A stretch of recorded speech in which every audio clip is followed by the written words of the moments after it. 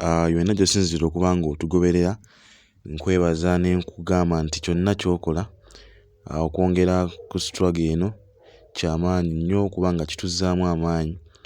Ogenda maaso nga tukuwa ebyo ebigenda mu maaso ewaka wano mu abali mu diaspora nga kw'ossa ne bano mikwano gyaffe abali mu ggwanga lyattu Uganda.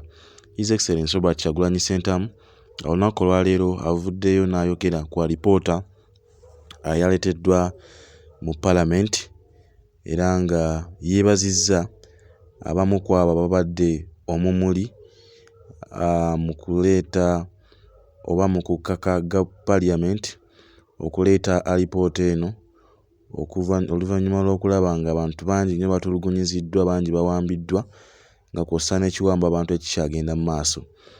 Wano nno wasinziridde ne yeebaza ababaka okuli Leader of Opposition Honorable Mathias Mpuuga Nsamba olw'okuyimirirawo nnyo naddala okubeera empagi luwaga mu kubanja Parliament. Alipoota eno yadde nga babadde bagezaako okuba nga bateekawo embeera yonna okugezaako okubuzaabuza n'okubulankanya alipoota eno, naye Honorable Mathias Mpuuga Nsamba akoze kyonna ekisoboka okulaba nga alipoota eno ereetebwa mu kakiiko ka Parliament. Mu ngeri y'emu, His Excellency Bobi Wine avuddeyo ne yeebaza Honorable Zaake Francis Butebi oluvannyuma lw'okubeera nga atadde Parliament ku nninga nga kw'ossa n'okulabisa ababaka abatalina kye bakola mu Parliament naddala mu bitundu bye bakiikirira.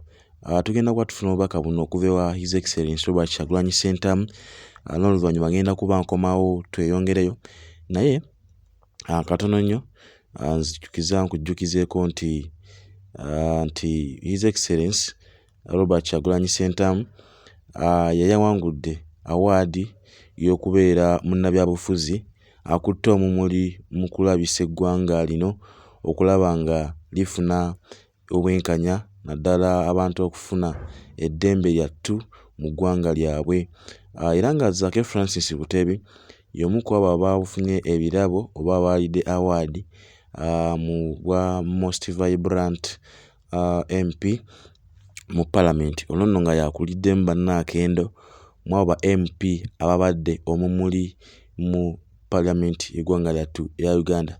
But anyway, ngenda kuba nkuwa kilipu eno eya His Excellency Robert Kyagulanyi Ssentamu okusooka ng'ayozayoza Honorable Zaake Francis Butebi olw'embeera gy'ateeka mu Parliament nga kw'ossa n'okubabanja obwenkanya bw'abantu baabwe n'okulabisa abammemba ba Parliament abatalina kye bakola mu Parliament na kw'ossa n'okubalabisa mu bitundu gye babalonda. Tugenda kuba tufuna obubaka buno n'oluvannyuma nkomewo tusobole okuba nga tweyongerayo n'ensonga eno. Olw'oku Babi Television Uganda naye nga gwe ayagala okuba nga weegatta mu gurupu yaffe eya WhatsApp osobola okuteeka ka message ku 0784859212 n'oba nga ontegeeza amannya go butereevu ne nkugatta mu gurupu. Katufuna akatambi kano nkomewo. Honorable Francis Zaake, wherever you are, I want you to know that me as an individual, I'm very proud of you. The National Unity Platform is very proud of you, and Ugandans, especially those that are abducted, are very proud of you. Thank you for not conforming to the nonsense of Parliament. Thank you for not shutting up. Thank you for doing exactly what you are elected to do. To all of you leaders, we are elected to represent our people. Stop this nonsense of talking about policy. There's no policy in Uganda that will be implemented. The first policy is to maintain the freedom of our people. The first policy is to make sure that all Ugandans are human beings. We've been reduced to just demanding to live. We are reduced to demanding for the right to be human beings. Yabadde part 1 era nga yali wali mu press conference ku kitebe kya National Unity Platform. Naye tukomyewo mu part 2 nga His Excellency yeebaza ababaka okuli Zaake Francis Butebi, Betty Nambooze nga kw'ossa ne Mathias Mpuuga Nsamba abafuddeyo nnyo okulaba nga alipoota eno efulumizibwa yadde nga erimu ebirumira bingi. Balamusizaako mwenna mikwano gyange, leero njagala kwogera ku nsonga bbiri zokka. Njagala okusooka okwebaza aba MPs baffe, mwebale nnyo mwebalire ddala, mwe aba NUP, aba opposition n'aba NRM abali reasonable. Mwebale nnyo kuteeka parliament ku muliro. Thank you for raising the issue of our missing brothers and sisters and the political prisoners. Ndabye nga leader of opposition ayogera ku Kibalama John Bosco gwe babuzaawo, which is a fact.